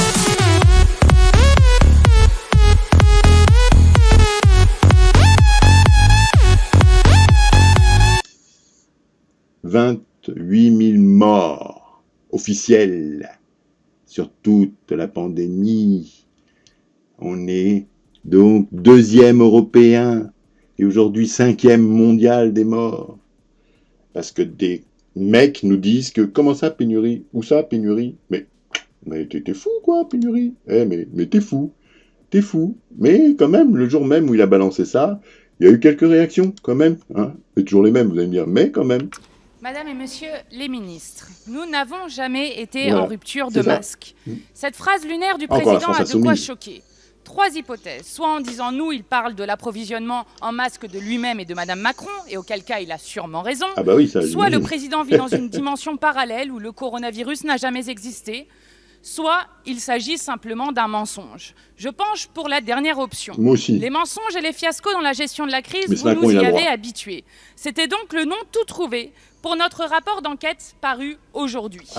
Vous pouvez y lire, page 27, qu'on disposait de 2 milliards de masques en France il y a 10 ans contre 117 millions fin mars de cette année. Comment expliquer ce désastre? C'est assez simple, l'établissement en charge des stocks sanitaires a été démantelé pour demander aux établissements de santé déjà asphyxiés par l'austérité de les prendre en charge. Voici comment les stocks ont fondu comme neige au soleil. Voici comment les politiques d'austérité ont mis en danger notre sécurité sanitaire. Alors vous allez me répondre que ce n'est pas de votre responsabilité, c'était les gouvernements précédents. Nous sommes d'accord, c'est sûr que la responsabilité des dirigeants d'avant est engagée. Mais c'est aussi la vôtre. Qui a supprimé la réserve sanitaire nationale? Un certain Emmanuel Macron, ministre sous Hollande. Et votre gouvernement avait été alerté sur l'insuffisance des stocks dès 2018 par Santé publique France. Une demande de reconstitution d'un stock à hauteur d'1 milliard de masques vous était parvenue en 2019. Vous l'avez ignoré. Et votre responsabilité, c'est sans doute les soignants qui en parlent le mieux. Je cite André Grimaldi, professeur émérite en centre hospitalier. C'était une faute d'avoir liquidé les stocks de masques, mais c'est pire qu'une faute d'avoir menti sur les masques. Exactement. Oui, Emmanuel Macron est le président de la pénurie. Oui, nous avons été en rupture de masques et vous en avez vous-même créé les conditions. Ma question est donc simple. Comment le président peut-il encore mentir à la face de celles et ceux qui ont dû gérer votre impréparation coupable? Voilà, tout est là. Voilà, tout est là. Donc, alors, est-ce que... Ah si, je vous laisserai le lien, je vous laisserai répondre. Je crois que je ne l'ai même pas vu moi-même, si vous voulez. De toute façon, là, on en est presque à 1 heure, pour ça de plus. Chers collègues, monsieur le ministre. Voilà, on va laisser répondre le ministre. Est-ce qu'il continue à C'était un procès politique, Madame la députée, mais heureusement, il y a une question à la fin. La réponse à vous apporter, Madame la députée, elle est peut-être d'écouter l'entièreté des propos du président de la République. Ouais. Oh putain. Peut-être que vous n'avez écouté que la phrase, vous avez peut-être vu le qui en a été extrait. Je découvre avec vous. L'intervention du président de la République, il a été extrêmement clair. Ah bon, clair?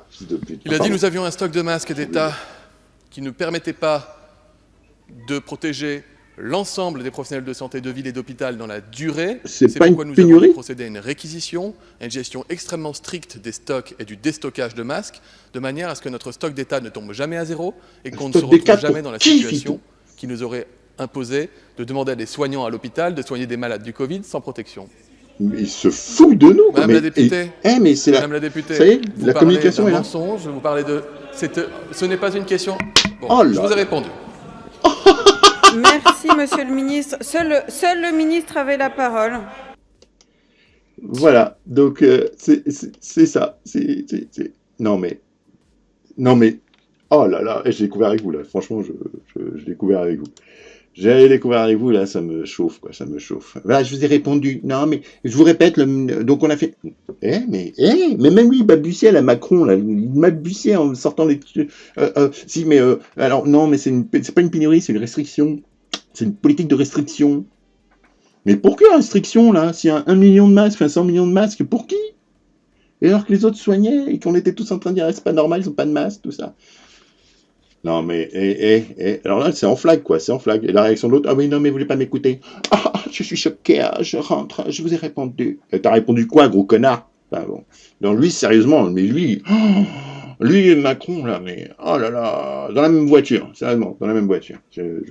Voilà. Alors, mais allez, faut que je me calme. on va se calmer, c'est vrai que là, j'ai mon strict, mais on en est là quand même. C'est sur le trône, c'est tout le motif de ça, quoi. Faut éviter de faire autre chose, quoi. Mais bon, on a quand même, on va prendre dans le côté humoristique, j'aurais peut-être mal compris, hein, mais peut-être je crois que je suis pas le seul. Bonjour Daniel. On me dit, Nicole, que vous êtes surprise. Oui, je suis surprise. Alors, pas de parler de culbute et de lapin, parce que vous verrez que, comme ce qui vient d'être dit, ça a un petit peu un lien.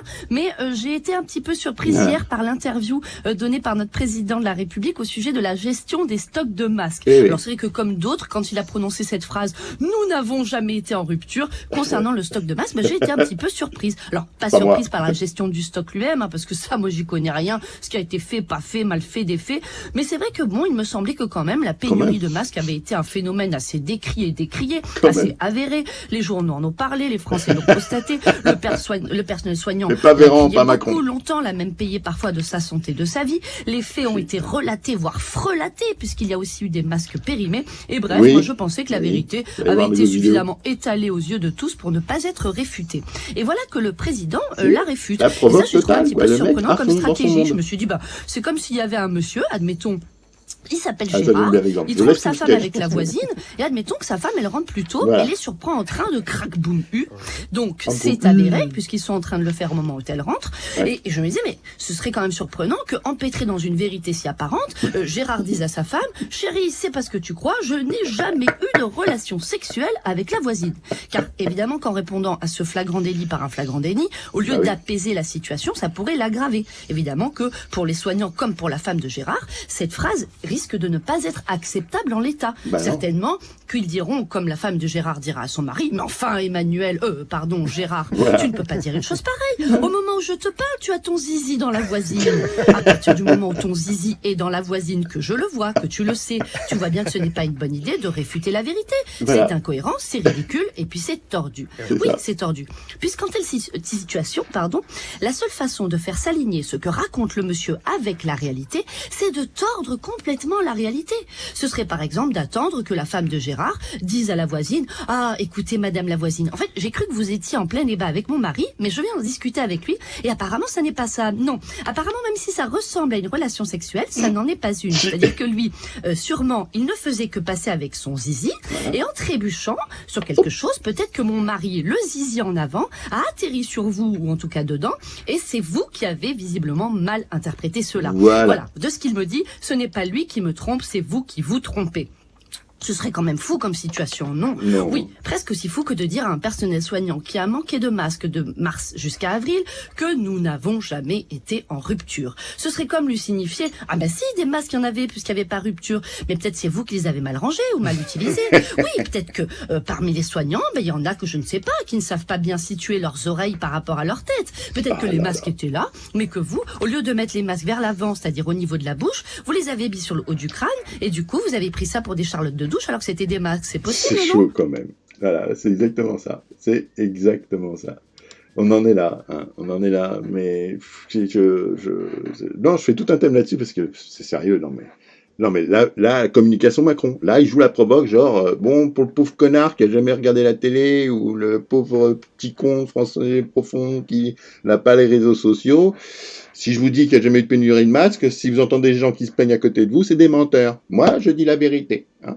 Et si tu dénigres et que tu fais des interprétations à toi dans le mode la haine, etc., il y aura Avia qui viendra te corriger de toute façon. Donc, voilà.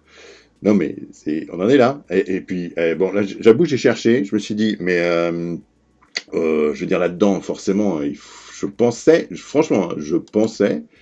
que c'était elle qui avait dit ça. Mais non, mais elle, c'est pareil, voilà, le 23 mai. Donc, elles nous disent quoi? Le gouvernement a été depuis le début en transparence totale. Il n'y a pas eu d'arrangement avec la vérité. Alors qu'on en a un en flag. Voilà, c'est chaud. Donc là, c'est si bête. À force, on commence à dire, bon, s'il y a une connerie à entendre, c'est forcément si bête qui va la dire. Donc, mais en tout cas, ce qui est pas mal, c'est qu'il y a des gens. Donc si on voit, alors attendez, je vais enlever mon petit danseur, excuse-moi, danseur, mais au-dessus de moi, quand je lis « La ficelle est trop grosse, elle assume avec efficacité son rôle d'exutoire de notre rejet de qui elle porte la parole, l'ignorer, elle et ses intentionnelles élucubrations remplaceraient les véritables responsables au centre de notre attention. » Voilà, non mais c'est ça, c'est exactement ça, c'est qu'ils nous sortent la cibette en mode, alors vite, faut que ce soit genre c'est elle qui l'a dit quoi. Ah non, là, sérieusement, là, je suis sur le choc quand même. 28 000 morts, 29 000 bientôt, avec des trucs qui sont pas tenus au niveau des tests, qui nous disent qu'ils sont en phase 2 de déconfinement, qu'il y a des clusters, mais on les a isolés, il n'y a aucun problème, que la carte de France est comment dirais-je, est quasiment toute verte, il n'y a que la région parisienne qui est passée en orange, pas en rouge, orange. Donc voilà, non mais sérieusement, je veux dire, allez, je me la refais là, allez, juste comme ça, il n'y a jamais eu de rupture de masque.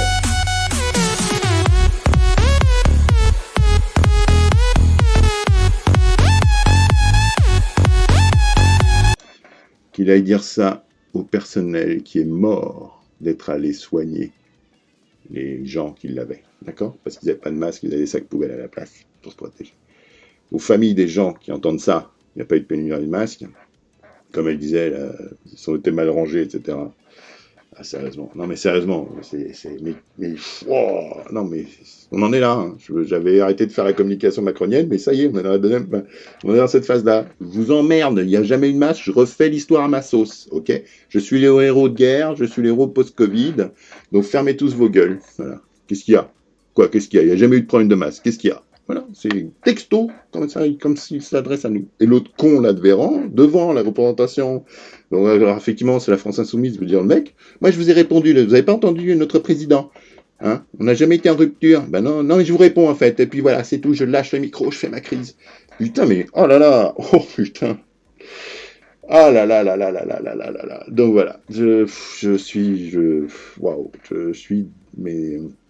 mais c'est bien, c'est normal.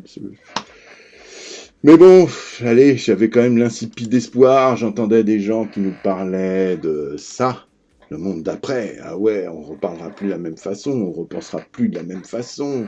Le Covid nous a fait retravailler tous les fondements de notre société. On est tous humains, on va se battre tous contre la pandémie, tout ira bien, blablabla, blablabla, blablabla. Oui, blablabla. Blablabla. Mode d'après, oui. Alors, on va faire un petit topo. Hein. Donc, cette année, beaucoup d'entreprises ont explosé la redistribution des dividendes. Oh, putain, merde, on nous annonce la santé, l'économie, tout ça. Oui, apparemment, eux, ils ont explosé leur... Voilà. Je vous avais montré avec quelques vidéos ce qui a été promis à comment il s'appelle, au grand groupe, là, comme Arnaud, etc., etc. Bref, voilà, les mecs, ils vont se mettre bien, mais carrément super bien. Hein. Pendant que vous allez travailler, qu'on est toujours dans le système... Alors, on est post-Covid, la phase 2, tout ce qui a été entrepris là, pour le code du travail, on garde alors jusqu'en décembre. On continue, c'est ça. Hein, donc, puisqu'on n'est plus en mode Covid, ce sera la phase 4, la phase quoi? La phase 1000 du déconfinement, quand on dira, bon, maintenant, on va pas vous faire les 60 heures par semaine, on va pas vous retirer vos machins. Non, mais... Voilà. Oui, alors toutes les écoles s'ouvrent et tout. Le cas de ma femme, effectivement, elle se pose la question, il faut que j'y retourne, je ne retourne pas. Son médecin dit non, vous restez chez vous, etc. Voilà. Mais on n'est plus dans la Covid. Donc là, les écoles réouvrent. Donc pour 15 jours, pour les petites écoles, 15 jours, et encore par petits groupes, hein, 15 jours par petit groupe, donc ça nous fait du 3-4 jours pour certains, pour aller à l'école avant de... Mais Blanquer a dit, oui, il fallait au moins une fois dans le mois de mai, et ensuite, au mois de juin, le maximum de temps possible, parce que pour Blanquer, ils sont plus en sécurité à l'école qu'à la maison. C'est les mêmes genres de communication à la con. Tu sais, vous savez, c'est le petit sketch là où le mec, ils ont fait des montages, j'espère que c'est un montage, parce que le gars, il parlait dans ses chiottes. C'est un fake qui paraît, mais ça m'aurait même pas surpris. Pour annoncer qu'ils sont plus en sécurité à l'école qu'à la maison, d'après des pédiatres qu'il a sélectionnés, qui ont dit la même chose que lui, quoi. Donc le monde d'après, revenons, hein, donc le monde d'après, ouais, donc voilà, on va retravailler, on va être plus écolo, on va être plus machin, ça va être sympathique, tout ça. Donc, moi je pense déjà, effectivement, le monde d'après, moi ce que je vois maintenant, hein, donc en plein déconfinement, je vois ça. Donc là, je prends juste EasyJet comme exemple, licencie un tiers de son personnel, EasyJet, bon effectivement, ils ont pris cher pendant 2 mois, et encore, même là, ils ne peuvent pas utiliser leur aviation, ni en interne, ni en externe. Minimum 15 juin, on va y voir si on ouvre quelques trucs. Mais voilà, ils en sont là, un tiers de son personnel, donc EasyJet. Bon, effectivement, comment il s'appelle mais il n'y a pas que EasyJet, vous voyez, Ryanair, British Airways, machin, voilà, on en est là. Donc, l'excuse du Covid, alors que pour eux, ça allait mal. Là, ils vont pouvoir, mode Covid, je t'emmerde, je vire, 4500 personnes ailleurs, voilà, on en est là. Le monde d'après, voilà, suppression d'emplois en cascade, 12 000 suppressions d'emplois, voilà, c'était chez qui ça? Air Canada, voilà, vous avez tout ça. Donc, un petit regroupement chez France 24, hein, vous avez, juste pour le secteur aérien.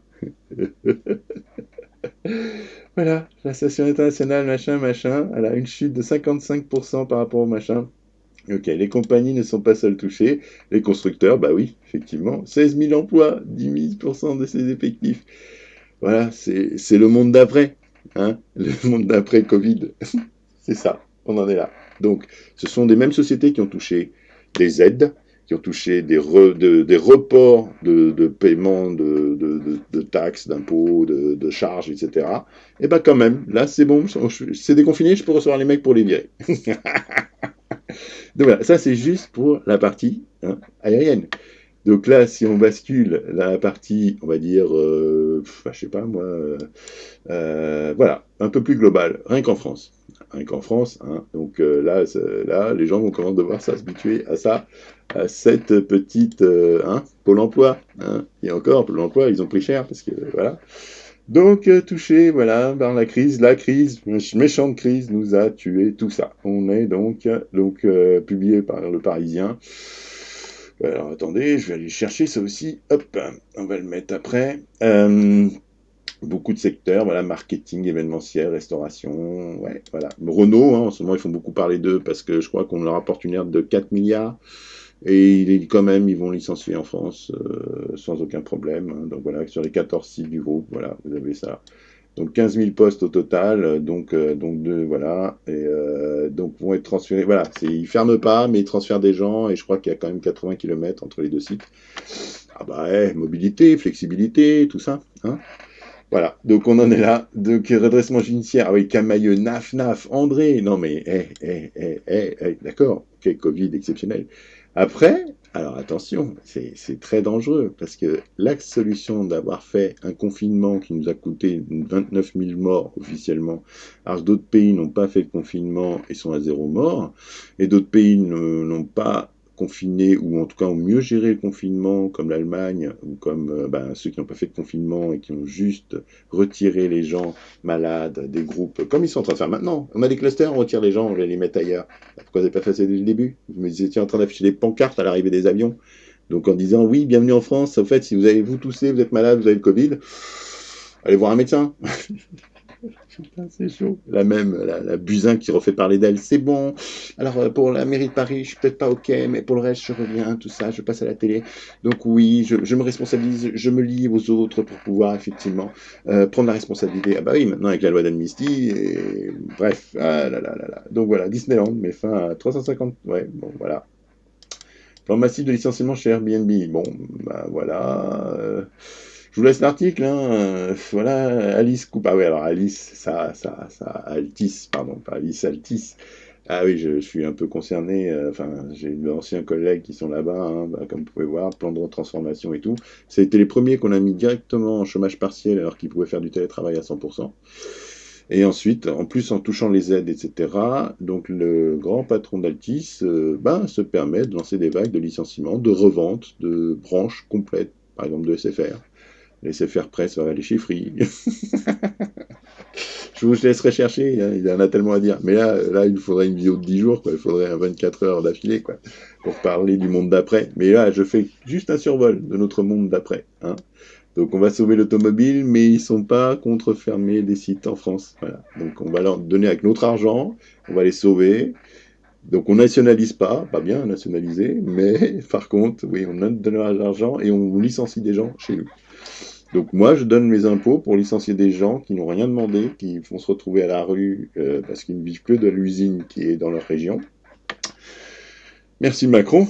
Voilà. Donc ça, c'est juste ça. Voilà, 18 prochains mois. Hein. Donc en plus, en mode, sous motif de crise, je ferme vos gueules déjà, ou je baisse votre salaire, mais ils prennent même pas le soin de baisser le salaire. Ils enlèvent directement, ils virent. En masse. Hein. Et puis voilà, fermez vos gueules.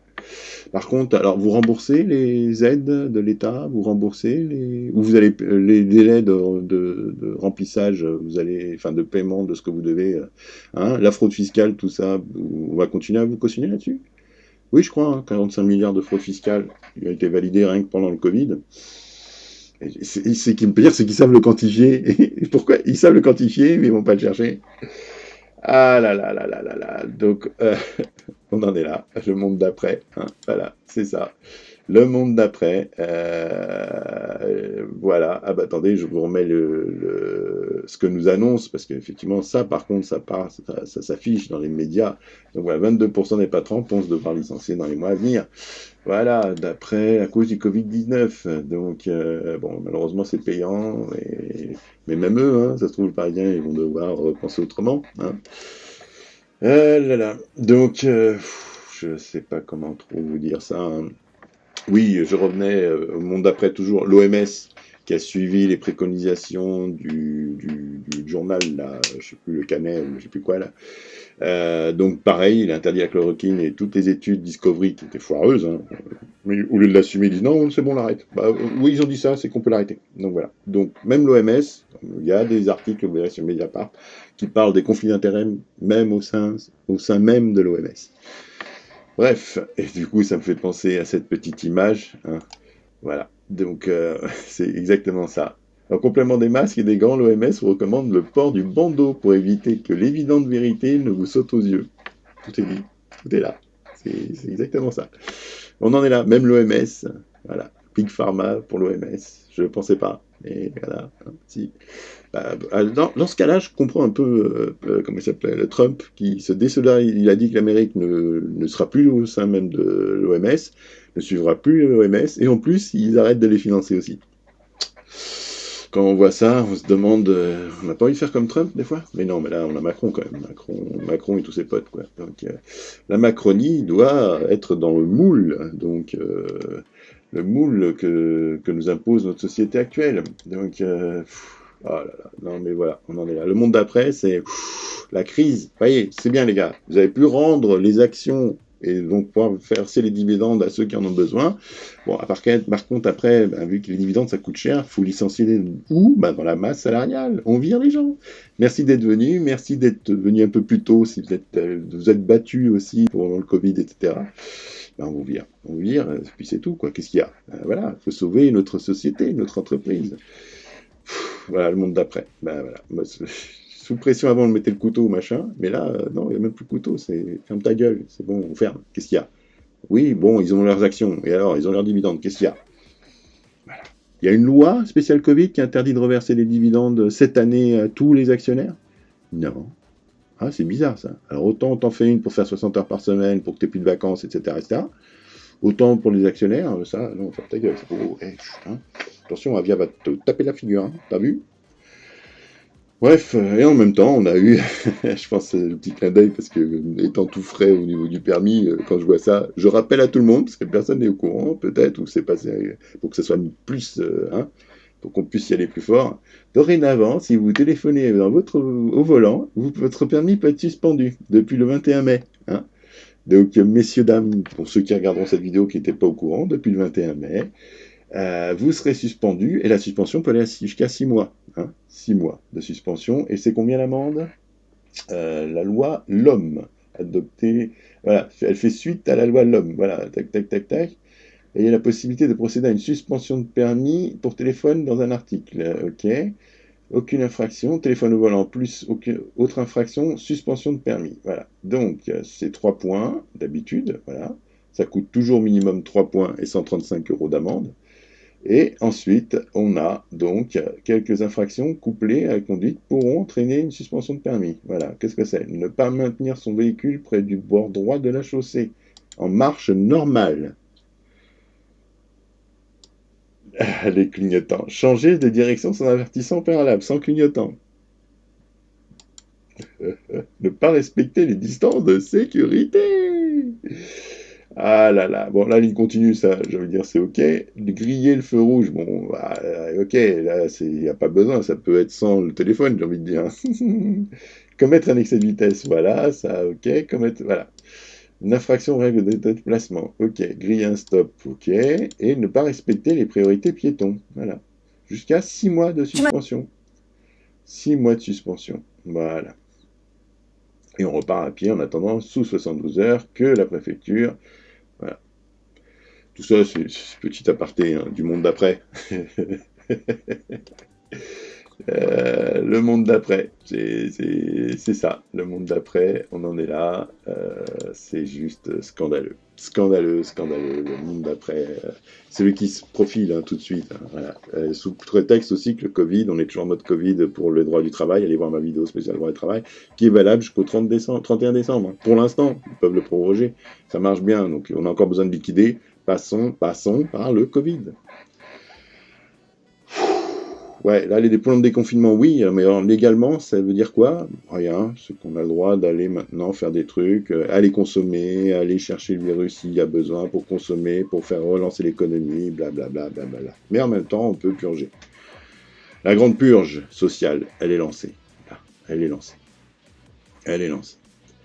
Bref, ça a été long, 1h22 de vidéo. Là, quand je vois ça, effectivement, bon, là, le monde d'après, on arrête. Hein. Quand je vois ce genre de choses, bon, moi, pendant ce vécu, puisque là, on est en déconfinement, donc la situation de merde, elle est moins de merde. Maintenant, ils sont même contents de voir notre ministre, le Premier ministre, il a pris 20 points juste parce qu'il a annoncé qu'on débloquait les trucs, quoi. J'ai envie de dire, avec une France pareille, enfin, la Macronie, mais c'est du pain béni. Le mec, alors je sais pas qu'il lui donne les 20% de crédit, hein, mais c'est ça, 20% pour annoncer ça, quoi.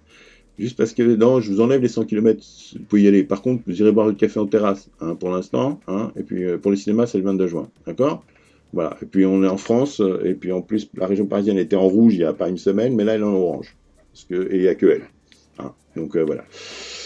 Bref, moi, pendant ce temps-là, vous avez vu ma gueule, hein, voilà, je me suis fait même mon petit avatar Facebook, voilà, donc ça faisait ça, effectivement, là, c'est ce que je mettais, Covid style, hein, Covid-19 style, c'était ça, vous voyez, comme vous voyez, là, mes petites lunettes, le petit machin, le petit mec qui gueule, c'est Bibi, hein, celui qui en a eu marre pendant tout le Covid et qui a fait des vidéos et qui a des pouces qui sont tournés vers lui, c'est moi, voilà.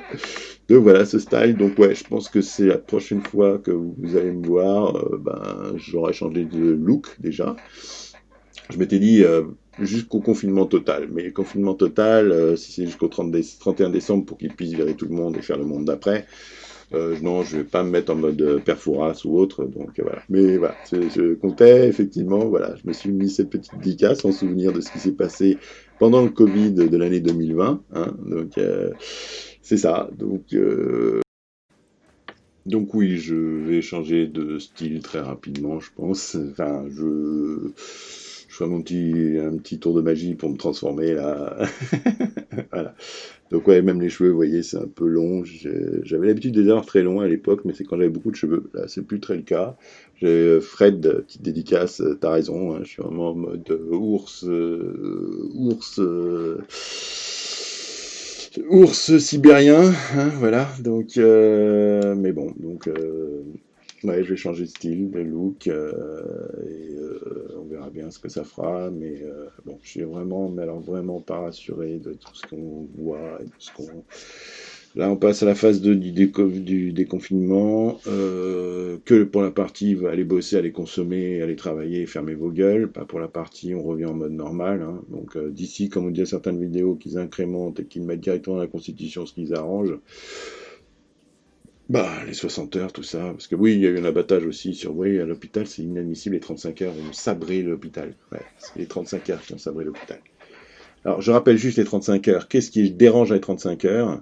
C'est qu'on doit payer au-delà des 35 heures, où on doit donner des congés, qui s'appellent des RTT, où on paye en heures sup, les 4 heures supplémentaires pour faire les 39 heures.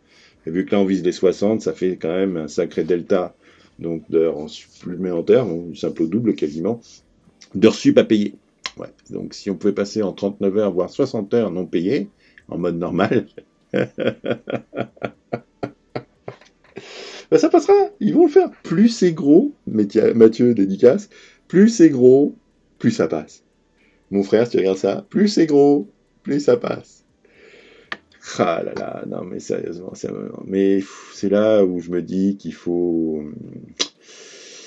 je sais pas, je parlais de guillotine dans les dernières vidéos, je parlais de trucs, mais quand je vois comment ça passe et que les gens s'en foutent, mais franchement, moi, à la place de Macron, mais je tenterai beaucoup plus de trucs, voilà, donc, mais ça passera, personne ne dira rien. Allez, Macron, t'as la route ouverte, 2022, vas-y, rajoute 2027, fais-toi plaisir. T'es jeune en plus, c'est bon, vas-y. Le mec, il nous ment, il nous chie à la gueule. Tiens, chie à la gueule. Bah tiens, voilà. Bah, franchement, je vais finir sur ça. Et il nous chie à la gueule. Alors, je vais vous montrer une petite vidéo. Alors, c'est une clip de fin, mais je serai dans le clip de fin pour regarder avec vous. Mais non, là, allez, on va se faire plaisir. Moi, spécial dédicace, je les ai kiffés, ces mecs-là. Pour moi, depuis les guignols. Alors, les guignols, pas des dernières années, mais les premiers guignols. Plus eux, ils s'arrêtent aussi, donc ils étaient sur Canal, mais pareil, Bolloré a dit « Oh, hein, va falloir vous calmer ». Donc voilà, ben, moi ils m'ont fait marrer, je lis souvent en boucle les sketchs qu'ils nous ont fait, etc. Donc voilà, on va se le passer. Pékin 18. Alors c'est pas ça. Clic. Oui, c'est ça, voilà, exactement. J'adore ce mec. Ça. C'est qui? Ah là, c'est leur dernière, ils ont une tour. C'est magnifique. Merci à eux. C'est marrant là. Exactement. Dans des journalistes, c'est la journée tu désespères, les gens te regardent de travers, il n'y a plus qu'une seule chose à faire, c'est de se mettre de la misère. Les photos, les photos, les photos.